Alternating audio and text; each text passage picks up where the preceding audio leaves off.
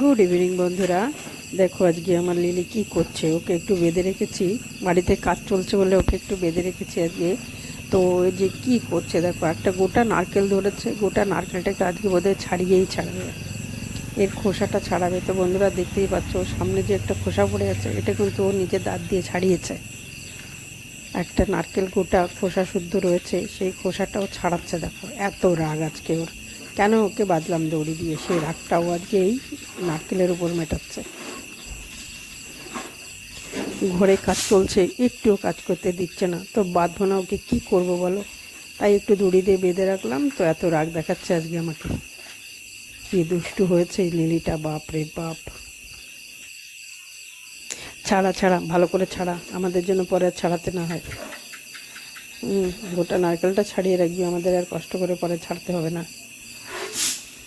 Dushtu lily.